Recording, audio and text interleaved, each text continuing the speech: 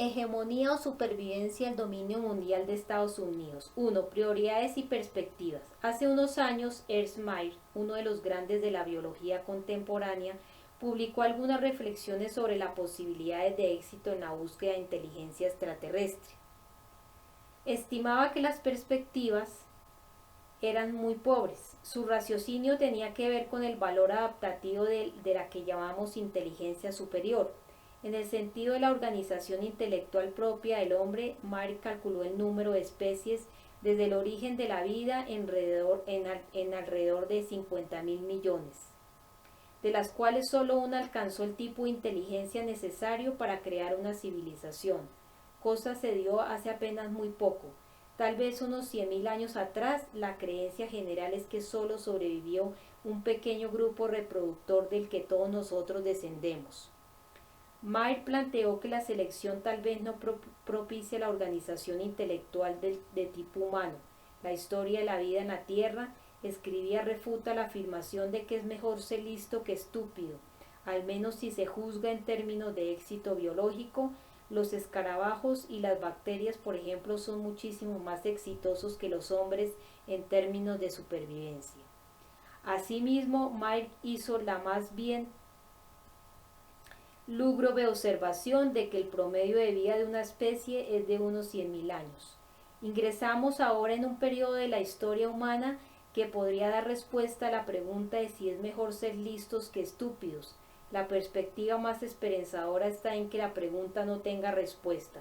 Si obtiene una respuesta terminante, esa respuesta solo puede ser que los humanos fueron algo así como un error biológico, habiendo utilizado sus 100.000 años asignados para aniquilarse entre ellos y de paso acabar con casi todo lo demás. Sin duda alguna, la especie humana ha desarrollado la capacidad de hacer precisamente esto, y un hipotético observador extraterrestre bien podría concluir que los humanos han dado prueba de esta capacidad a lo largo de la historia, de manera dramática en los últimos 100 años con su ataque contra el ambiente que sustenta la vida, contra la diversidad de organismos más complejos y con frío y deliberado salvajismo también contra sus semejantes. Mayr en Bioastronomy News 7, número 3, 1995. Dos superpotencias. El año 2003 se inauguró con numerosos indicios de que las inquietudes por la supervivencia humana están bien fundadas.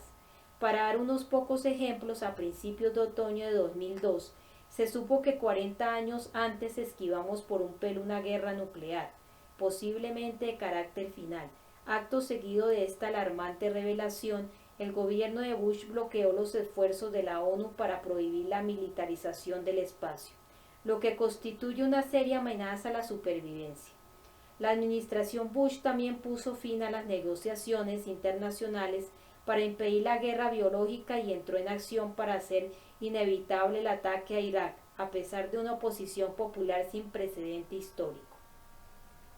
Organizaciones de ayuda con amplia experiencia en Irak y estudios de respetadas organizaciones médicas advirtieron que la invasión proyectada podría precipitar una catástrofe humanitaria. Washington ignoró las advertencias, que poco interés despertaron en los medios. Una comisión norteamericana de alto nivel concluyó que los ataques con armas de destrucción masiva AEDM en territorio de Estados Unidos eran probables y lo sería más aún en el caso de una guerra con Irak. Numerosos expertos y agencias de inteligencia emitieron admoniciones similares, añadiendo que la beligerancia de Washington no solo contra Irak ha de crecer la amenaza a largo plazo de terrorismo internacional y proliferación de ADM. Estas advertencias también fueron ignoradas. En septiembre de 2002, la administración Bush proclamó su estrategia de seguridad nacional, donde afirma el derecho de Estados Unidos a recurrir a la fuerza para eliminar cualquier desafío que se perciba contra su hegemonía mundial, la cual ha de ser permanente. Esta nueva estrategia global despertó hondas preocupaciones en todo el mundo, incluso dentro de la élite que dirige la política exterior estadounidense. También en septiembre se lanzó una campaña de propaganda para pintar a Saddam Hussein como una amenaza inminente contra Estados Unidos e insinuar que era el responsable de las atrocidades del 11 de septiembre, ese 11, y que tramaba otras. La campaña programada para que coincidiera con las elecciones de mitad de periodo del Congreso consiguió modificar actitudes con un notable éxito. Dicha campaña logró en poco tiempo apartar a la opinión pública estadounidense de la banda de la opinión mundial y ayudó a que la administración alcanzara sus metas electorales y convirtiera a Irak en un verdadero terreno de prueba para la recién proclamada doctrina del uso de la fuerza a discreción. El presidente Bush y sus asociados insistieron también en torpedear los esfuerzos internacionales por reducir reconocidas amenazas graves contra el medio ambiente, con pretextos que apenas disimulaban su devoción por algunos sectores restringidos del poder privado. El programa científico sobre cambio climático PCCC de la administración, escribe Donald Kennedy, director de la revista Science, es una farsa que no incluye recomendaciones para limitar las emisiones ni tampoco otras formas de mitigación, y se contenta con metas de reducción voluntaria que así se cumplan. Permitirían que las tasas de emisión de Estados Unidos continúen creciendo alrededor del 14% por década. El PCC ni siquiera tiene en cuenta la posibilidad sugerida por un creciente acervo probatorio de que los cambios de calentamiento en el corto plazo de los que hace caso omiso dispararán un abrupto proceso no lineal que producirá drásticos cambios de temperatura que podrían conllevar riesgos extremos para Estados Unidos. Europa y otras zonas templadas, la desdeñosa abstención de entrar en compromisos multilaterales sobre el problema del calentamiento global por parte de la administración Bush, prosigue Kennedy, fue la postura que dio inicio al largo y continuado proceso de erosión de sus amistades en Europa y remató en un resentimiento ardiente. Hacia octubre de 2012 iba siendo difícil ignorar el hecho de que el mundo estaba más preocupado con el uso desenfrenado del poder por parte de Estados Unidos que con la amenaza representada por Saddam Hussein, y tan interesado en limitar el poder del gigante como en eliminar las armas del déspota. Las inquietudes mundiales aumentaron en los meses siguientes cuando el gigante puso en claro su intención de atacar a Irak. Así los inspectores de la ONU, que toleraba de mala gana, no consiguieran desenterrar armas que sirvieran de pretexto para la invasión. Para el mes de diciembre el apoyo a los planes de guerra de Washington difícilmente llegaba al 10% en casi todas partes por fuera de Estados Unidos, según encuestas internacionales. Nota 2. Donald Kennedy en 6299, 21 de marzo de 2003. 3. Howard LaFranchi en Christian Science Monitor, 30 de octubre de 2002. 2 meses después, luego de enormes protestas en todo el mundo, se decía en la prensa que en el planeta tal vez quedan aún dos superpotencias, Estados Unidos y la opinión pública mundial.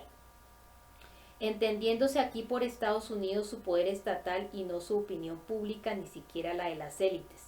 A comienzo de 2003, los estudios mostraban que el miedo a Estados Unidos había trepado a notables alturas en todo el mundo, junto con la desconfianza hacia su dirigencia política, el desconocimiento de los derechos y necesidades humanos más elementales iba a la par con una exhibición de desprecio por la democracia sin paralelo alguno que venga a la cabeza. Todo esto acompañado de manifestaciones de sincero compromiso con los derechos humanos y la democracia. Los presentes acontecimientos deberían perturbar hondamente a quienes se preocupan por el mundo que dejarán a sus nietos. Si bien los estrategas de Bush están del lado extremo del espectro de las políticas tradicionales de Estados Unidos, sus programas y doctrinas tienen muchos precursores, tanto en la historia norteamericana como en la de las anteriores aspirantes al poder mundial. Para colmo de males, sus decisiones bien pueden no ser irracionales dentro del marco de la ideología dominante y las instituciones que la encarnan. Abundan los antecedentes históricos de líderes dispuestos a amenazar con la violencia o recurrir a ella ante un significativo riesgo de catástrofe, pero lo que ahora está en juego es mucho más. La opción entre hegemonía y supervivencia rara vez, si acaso, se ha planteado de manera tan álgida. Tratemos de desenredar algunos de los muchos hilos que componen este tapiz complejo, enfocado la atención en la potencia mundial que declara su hegemonía mundial. Sus acciones y las doctrinas que las guían deben ser una preocupación fundamental. Una nota, Patrick Tyler, en Nueva York Times, 17 de febrero de 2003. De todos los habitantes del planeta y particularmente, por supuesto, de los estadounidenses. Muchos de ellos disfrutan de ventajas y libertades poco comunes, de allí su habilidad para trazar el futuro, y deberían enfrentar con cuidado las responsabilidades que se desprenden como colorario inmediato de este privilegio. Territorio enemigo. Quienes deseen asumir sus responsabilidades mediante un compromiso genuino con la democracia y la libertad, y hasta con una supervivencia aceptable, tendrán que distinguir las barreras que les cierran el paso. Estas no se ocultan en los estados más violentos. En las sociedades más democráticas las barreras son más sutiles. Si bien los métodos difieren pronunciadamente desde las sociedades más brutales a las más libres, los objetivos son, de muchas maneras similares, asegurarse de que la gran bestia, como Alexander Hamilton llamaba al pueblo, no traspase los límites debidos.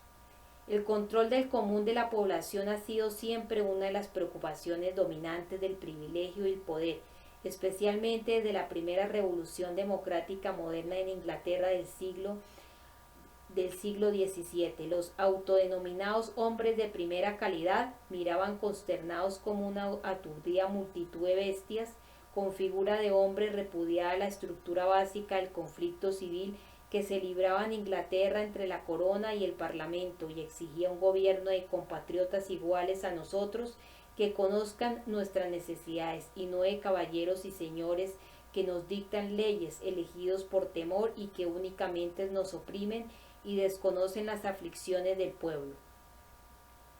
Así las cosas, los hombres de primera calidad declaraban que, puesto que el pueblo es tan depravado y corrupto como para conferir posiciones de poder y responsabilidad a hombres indignos y malvados, renuncia a su poder a este respecto y lo cede a los buenos. Así estos sean pocos. Casi 3 siglos después, el idealismo wilsiano, como suele llamársele, adoptó una actitud bastante parecida en el exterior. La responsabilidad de Washington es ver que el gobierno esté en manos de los buenos, así estos sean pocos. En casa es necesario resguardar un sistema de toma de decisiones por las élites y ratificación por el público, poliarquía en el léxico de la ciencia política en vez de una democracia. Como presidente, el propio Woodrow Wilson no se privó de ejecutar políticas severamente represivas, incluso dentro de Estados Unidos, pero por lo común, ese tipo de medidas no son un medio disponible allí donde las luchas populares han conseguido un grado sustancial de libertad y derechos. Ya en tiempos de Wilson, amplios sectores de élite en los Estados Unidos y Gran Bretaña reconocían que en el interior de sus sociedades la coerción era una herramienta de creciente utilidad y que habría que inventarse nuevas formas de domar a la bestia, principalmente mediante el control de opiniones y actitudes. Desde entonces han surgido colosales industriales dedicadas a tales fines. El propio parecer de Wilson era que había que facultar a una élite de caballeros de ideales elevados para que preservarse la estabilidad y la rectitud. Algunos renombrados pensadores se mostraron de acuerdo. Hay que poner al público en su sitio, declaró Walter Lippmann en sus ensayos progresistas sobre la democracia. Otra nota. En cuanto a fuentes sobre el idealismo wilsiano y sobre el siglo XVII, véase Mid-Interim Democracy verso 1991, edición ampliada Hill I1 1992, capítulo 12, y Mi Pathway Over People 7 Stories 1999, capítulo 2, para una discusión más extensa y fuentes académicas contemporáneas. Véase mi artículo Consent Without Consent en Cleveland State Library 44, número 44, 1996. Se introducen aquí cambios menores de puntuación, etc., para facilitar la lectura. Citado por David Fogleson en America's Secret War Against Bolshevism, North Carolina en 1995, página 28. Ese objetivo se podía alcanzar en parte mediante una fabricación del consentimiento que sería un arte recatado y órgano corriente para el gobierno del pueblo. Esta revolución en el ejercicio de la democracia debería habilitar a una clase especializada para el manejo de los intereses comunes que en gran parte se le escapaban por completo a la opinión pública. En suma, el ideal leninista, Lippmann había observado de primera mano esa revolución en el ejercicio de la democracia, como miembro que fue del Comité de Información Pública de Wilson, creado para coordinar la propaganda en tiempos de guerra y que tuvo mucho éxito en azuzar la población hasta el delirio bélico.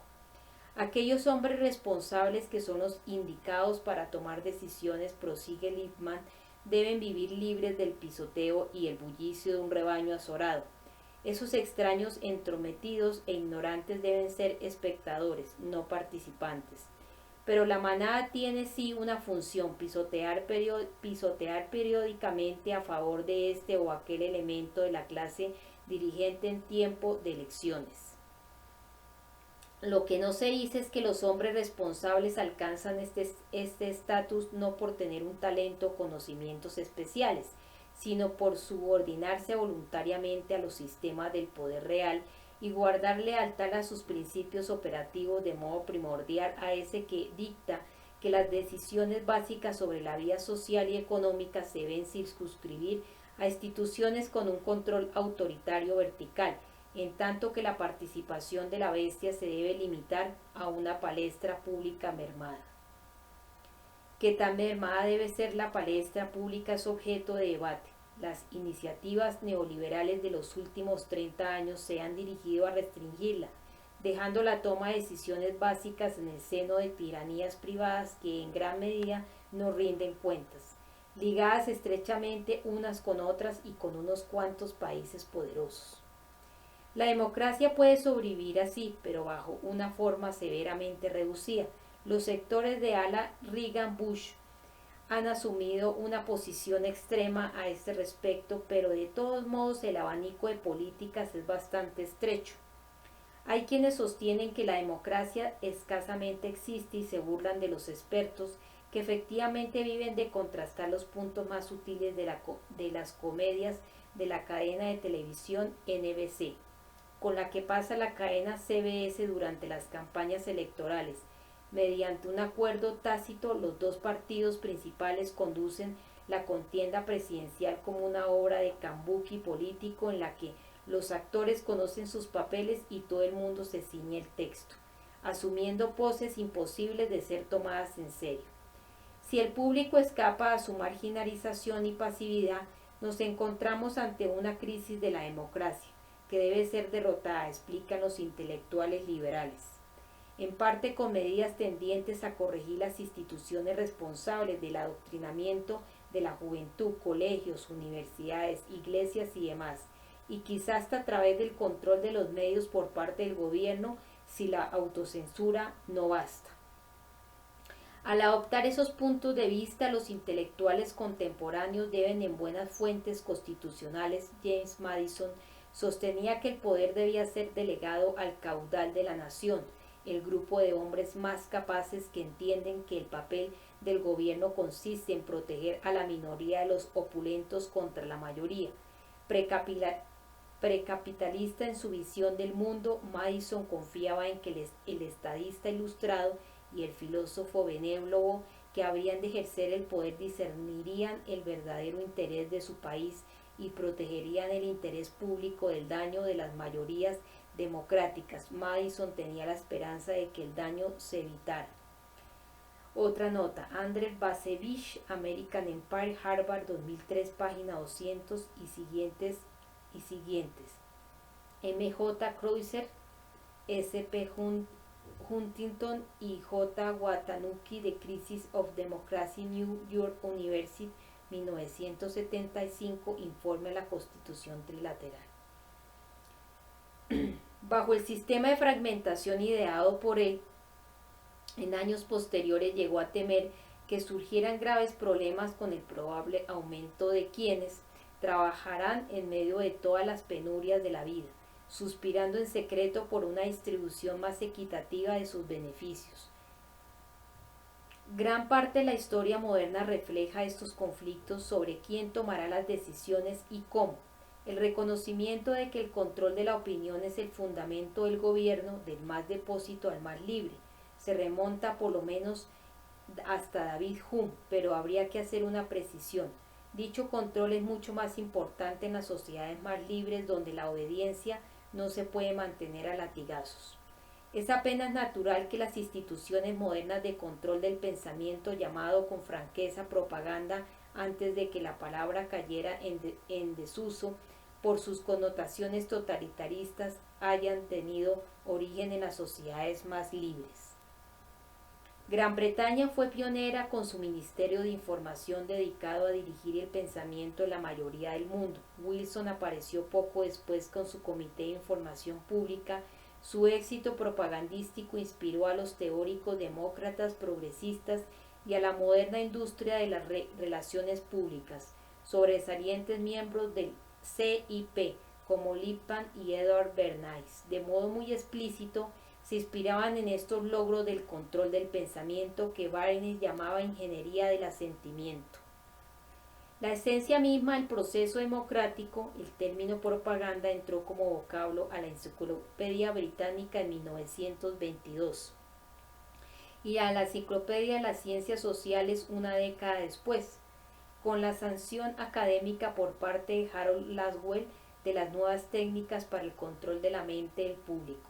Los métodos de los pioneros resultan particularmente significativos, como escribe Randall Marlin en su Historia de la Propaganda, debido a su amplia imitación por parte de la Alemania nazi, Sudáfrica, la Unión Soviética y el Pentágono de Estados Unidos.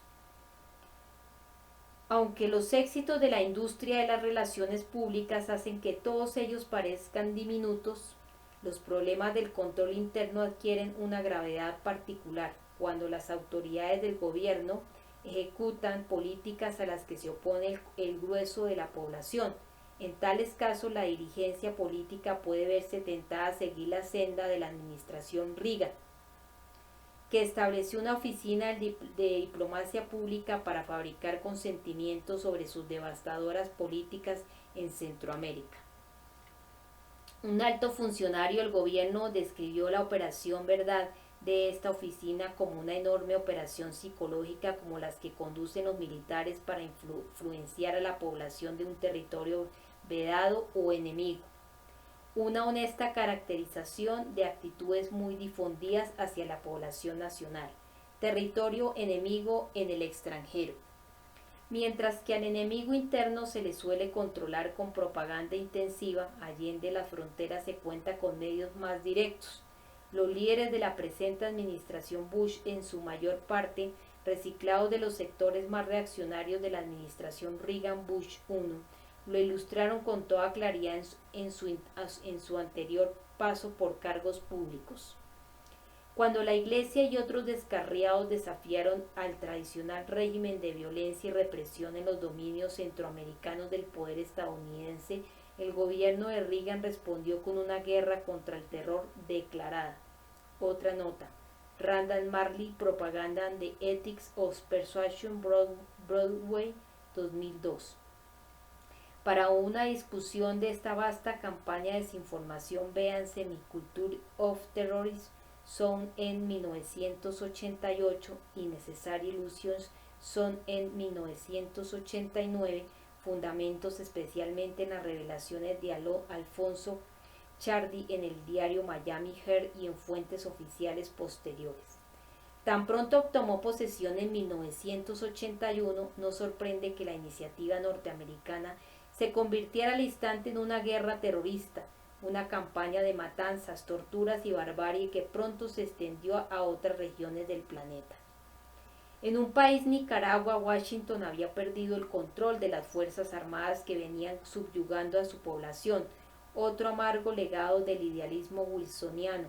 Los rebeldes sandinistas derrocaron la dictadura de Somoza apoyado por Estados Unidos. y disolvieron la sanguinaria Guardia Nacional. Fue necesario, por lo tanto, someter a Nicaragua a una campaña de terrorismo internacional que dejó al país en ruinas. Hasta los efectos psicológicos de la guerra terrorista de Washington son graves.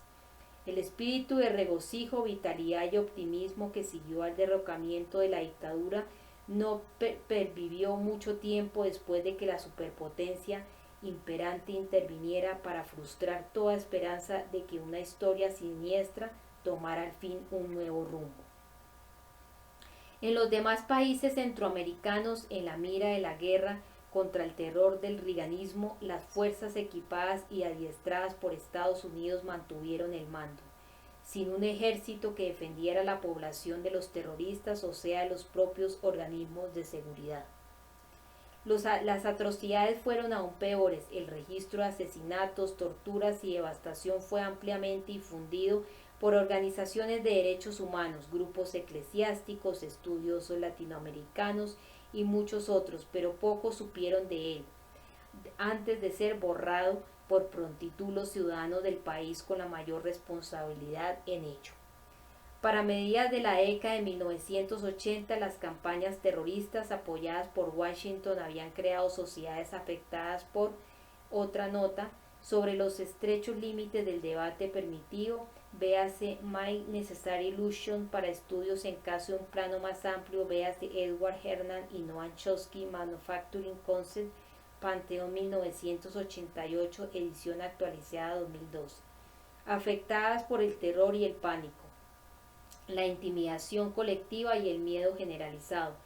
Según palabras de una importante organización de derechos humanos salvadoreña auspiciada por la Iglesia, la población había interiorizado la aceptación del empleo cotidiano y frecuente de métodos violentos y la frecuente aparición de cadáveres torturados. De regreso de una corta visita a su nativa Guatemala, el periodista Julio Godoy escribía que uno se ve tentado a creer que ciertas personas en la Casa Blanca veneran deidades aztecas con ofrendas de sangre centroamericana. Godoy había huido unos años antes, cuando terroristas de Estado volaron su periódico. La época operativo es este que no despertó interés alguno en Estados Unidos. La atención se fijaba con esmero en las fechorías del enemigo oficial, sin dudas reales pero apenas detectables dada la escala del terror estatal apoyado por Estados Unidos.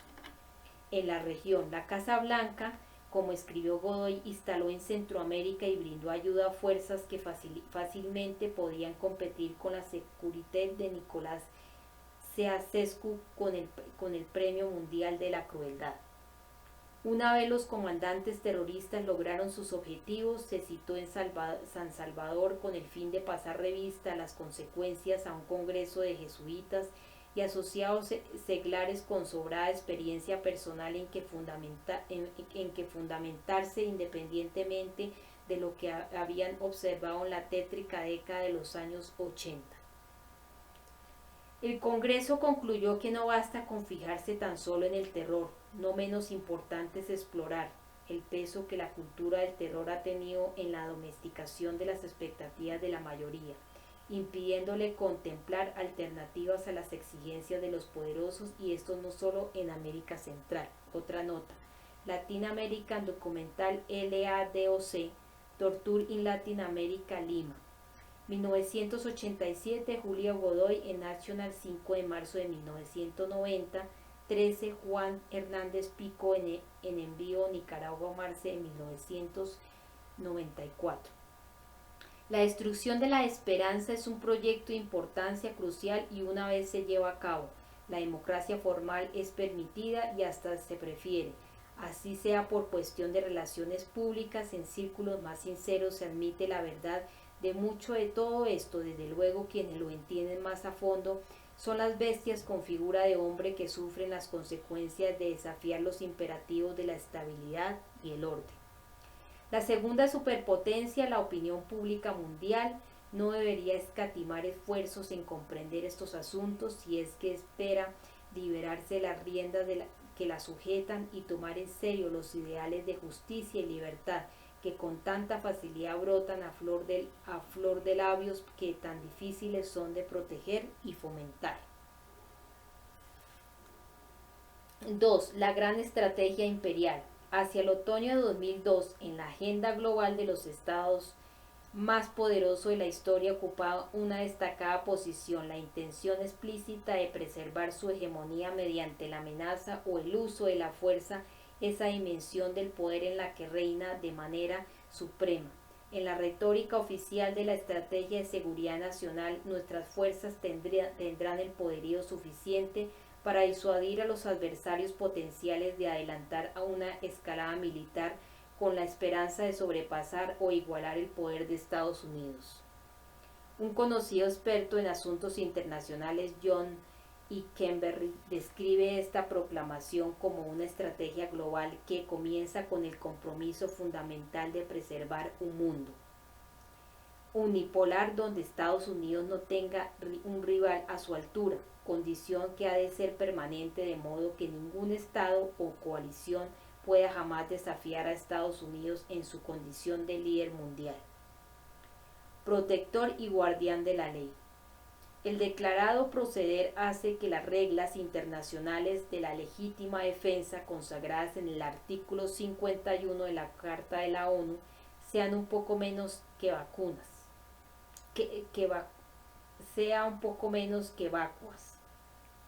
De modo más general, la doctrina desecha las leyes y organismos internacionales por su escaso valor. Y Kenberry, otra nota. Casablanca National Security Strategy of the United States of America, 17 de septiembre de 2002. Continúa la nueva gran estrategia imperial, presenta a Estados Unidos como un Estado revisionista que busca explotar sus ventajas presentes para la creación de un orden mundial donde él dirija la función, incitando así a otros a buscar formas de soslayar, socavar, contener o vengarse del poder estadounidense. La estrategia amenaza con dejar más peligroso y dividido al mundo y menos seguro a Estados Unidos, opinión compartida ampliamente por la élite de la política exterior. La imposición de la hegemonía. La gran estrategia imperial afirma el derecho de Estados Unidos de emprender una guerra preventiva, a discreción, guerra de prevención, no de anticipación. La guerra de anticipación podría encajar en el marco del derecho internacional. Por ejemplo, de haberse detectado bombardeos rusos aproximándose a Estados Unidos desde la base que la administración Reagan se inventó en Granada en 1983, con la clara intención de bombardear entonces bajo una interpretación razonable de la Carta de la ONU, una guerra de antelación para destruir los aviones y tal vez hasta la base misma sería justificable.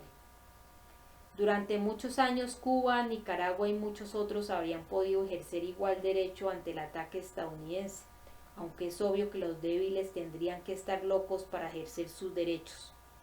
Pero a cualesquiera que sean las justificaciones para una guerra de anticipación, no son válidas para una guerra preventiva, especialmente bajo la interpretación que le dan al concepto sus actuales entusiastas en empleo de la fuerza militar.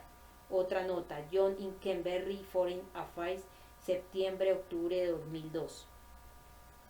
Sobre esta distinción crucial, véase Karl Kaisen, Steven Miller, Martin Malin, William Nordhaus y John Steinbrunner, Warway, Irak, American Academy of Arts and Sciences, 2002.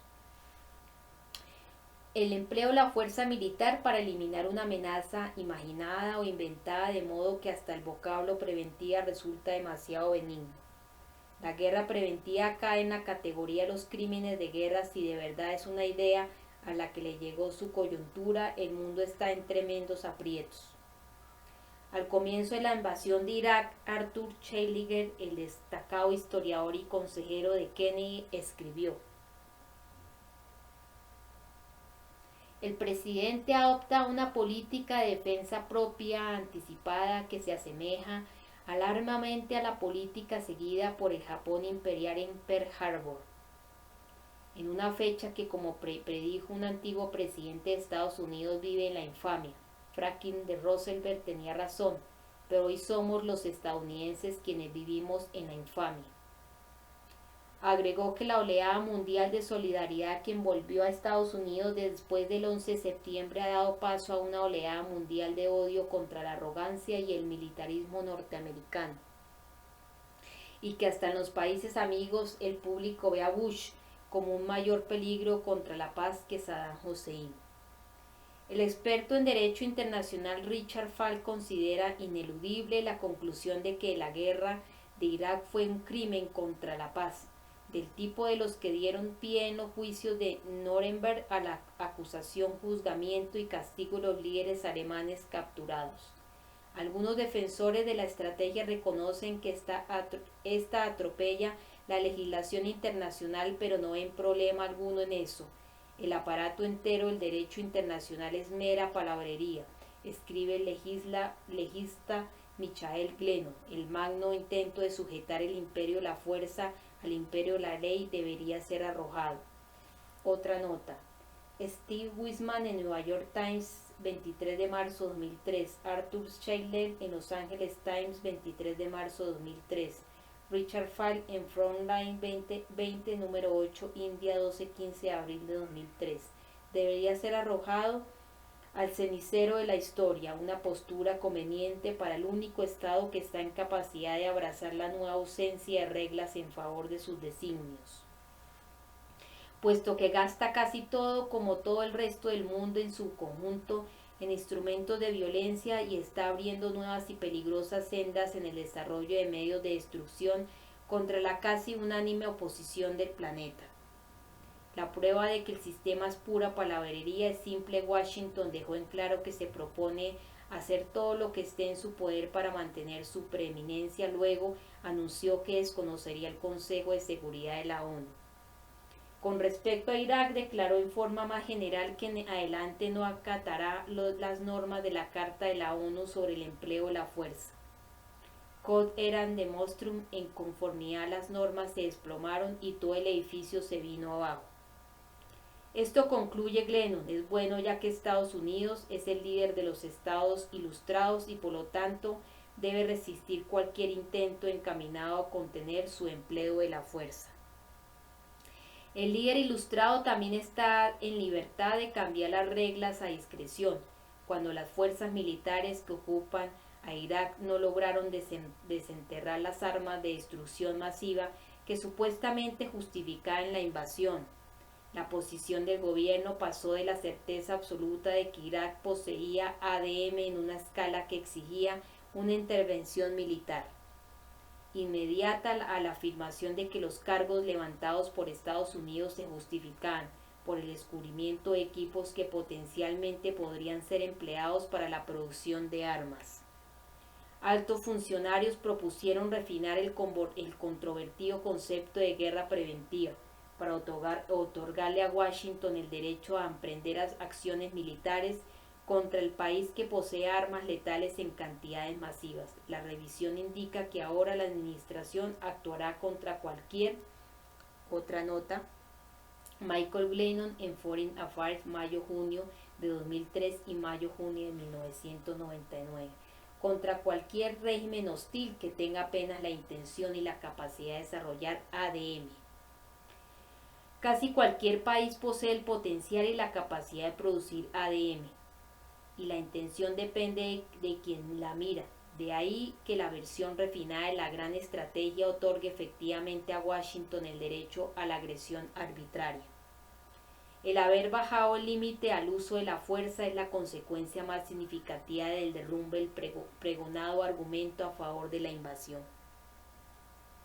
El objetivo de la gran estrategia imperial es prevenir cualquier desafío del poder, posición y prestigio de Estados Unidos.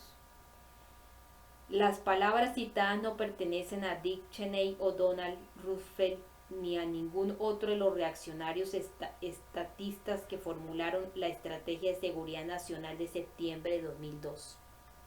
Fueron dichas, en cambio, por el respetado y venerado estadista liberal Dan Archenson en 1963. justificaba en ese entonces las acciones de Estados Unidos contra Cuba, con pleno conocimiento de que la campaña terrorista internacional de Washington dirigida al cambio de régimen había sido uno de los factores importantes que habían llevado al mundo al borde de la guerra nuclear apenas unos meses atrás, y que esa campaña se había reanudado en cuanto se revolvió la crisis de los misiles cubanos. No obstante, Washington informó a la Asociación Estadounidense de Derecho Internacional que cuando Estados Unidos contesta un desafío, su poder, posición y prestigio de ello no se desprenden cuestiones legales. La doctrina Washington fue invocada posteriormente por la administración Reagan del otro lado del espectro político, cuando rechazó la jurisdicción de la Corte Mundial sobre su ataque contra Nicaragua, desatendiendo la orden del tribunal de poner fin a sus actividades criminales, y vetó luego 2 resoluciones del Consejo. 2 notas. Dana Milbank en Washington Post, 1 de junio de 2003, Guppy Moore, James Harding y Kathy Neumann en Financial Times, 3 y 4 de mayo de 2003. 2 resoluciones del Consejo de Seguridad que ratificaban el fallo de la Corte y hacían un llamado a todos los países para que acataran el derecho internacional. El asesor jurídico del Departamento de Estado, Abraham Sofar, explicó que no se puede contar con que la mayor parte del mundo comparta nuestro criterio, y que esta misma mayoría se opone con frecuencia a Estados Unidos en importantes temas internacionales. Por lo tanto, debemos reservarnos el poder de decidir qué asuntos caen dentro de la jurisdicción interna de Estados Unidos. En este caso, las acciones que la Corte condenó como uso ilegítimo de la fuerza contra Nicaragua en términos profanos, terrorismo internacional. El desprecio por el derecho y los organismos internacionales fue especialmente palpable durante los años de Reagan-Bush. En el primer reinado, los actuales funcionarios de Washington y los sucesores siguieron poniendo en claro que Estados Unidos se reservaba el derecho de actuar unilateralmente cuando sea necesario, incluyendo el uso unilateral del poderío militar para defender intereses vitales como asegurar el acceso sin trabas a mercados clave, fuentes de energía y recursos estratégicos. Pero esta posición no fue novedad alguna. Los principios básicos de la gran estrategia imperial de septiembre de 2002 se remontan a los primeros días de la Segunda Guerra Mundial. Desde antes incluso de que Estados Unidos entrara en la contienda, expertos y estrategas de alto nivel habían llegado a la conclusión de que Estados Unidos debía procurar 2 notas. Dan Washington en Proceedings of the American Society of International Law, número 13/14, 1963, Abraham Sofar, Departamento de Estados Unidos, en Current Policy, número 769, diciembre de 1985. Washington se refería específicamente a la guerra económica de Estados Unidos, pero con seguridad estaba al tanto del terrorismo internacional. 10. William J. Clinton, discurso ante la ONU, 27 de septiembre de 1993, William Cohen en Annual Report, 1999. Debía procurar ostentar un poder indisputable en el mundo de posguerra, obrando con el fin de asegurar la limitación de cualquier ejercicio de soberanía por parte de países que pudieran interferir en sus designios mundiales. Reconocían además que el principal requerimiento para alcanzar esos objetivos era el rápido cumplimiento de un programa de rearme completo, lo que era y sigue siendo componente central de una política integrada para la consecución de la supremacía militar y económica de Estados Unidos. En esa época, estas ambiciones se limitaban al mundo no alemán, que habría de organizarse bajo la égida estadounidense a modo de un área magna, gran área, que abarcaría el hemisferio occidental, el antiguo imperio británico y el lejano oriente. Cuando quedó claro que Alemania iba a ser derrotada, los planes se extendieron para incluir tanto como fuera posible de Eurasia. Los antecedentes de los de aquí se da una muestra somera, revelan el estrecho marco de la planificación oficial, Las políticas emanan de un sistema institucional interno que permanece bastante estable. El poder decisorio en el campo económico está muy centralizado, de modo que John Dewey difícilmente exageraba al describir la política como la sombra que los grandes negocios arrojan sobre la sociedad. Es apenas natural que las políticas estatales busquen construir un sistema mundial abierto a la penetración económica y el control político por parte de los Estados Unidos. Sin tolerar rivales ni amenazas, un corolario crucial es de la vigilancia para bloquear cualquier intento por un desarrollo independiente que pueda convertirse en un virus que infecte a otros, según la terminología. Dos notas. Memorando el proyecto de estudio de la guerra y la paz, Lawrence Chubb y William Minter, Imperial Brain Trust, Monthly Review, 1977, página 130 y siguiente. Véase Basevich en American Empire para las afirmaciones inusualmente fuertes a este respecto. Según la terminología de los estrategas, este es uno de los temas capitales de la historia de posguerra, esbozando a menudo bajo los débiles pretextos de la Guerra Fría, pretextos que la superpotencia enemiga esgrimía también en sus algo más reducidos dominios. Las misiones básicas de la administración mundial han perdurado desde principios del periodo de posguerra, entre ellas contener a otros centros de poder mundial dentro del marco de ordenamiento general tutelado por Estados Unidos, consolidar control de las fuentes de energía del planeta, impedir todo tipo de nacionalismo independiente, inaceptable, y resolver las crisis de la democracia dentro del territorio enemigo nacional. Estas misiones adoptan distintas formas, notablemente en épocas de transición relativamente brusca. Los cambios en el orden económico internacional a partir de 1970, más o menos la restitución 20 años después de la superpotencia enemiga, algo así como su antiguo estatus semicolonial, la amenaza del terrorismo internacional dirigida contra el propio Estados Unidos desde comienzo de la década de 1990. Consumada de manera espantosa el 11 de septiembre, a través de los años se han refinado y modificado las tácticas para lidiar con estos virajes, acopiando progresivamente más y más medios de ejercer violencia, llevando a nuestra especie amenazada cada vez más al borde de la catástrofe. Así y todo, la proclamación en septiembre de 2002 de la Gran Estrategia Imperial hizo sonar justificados campanazos de alarma. Washington y Soft describían pautas para seguir. Y eso es en círculos de élite. Sus posiciones son conocidas únicamente por especialistas o lectores de literatura disidentes.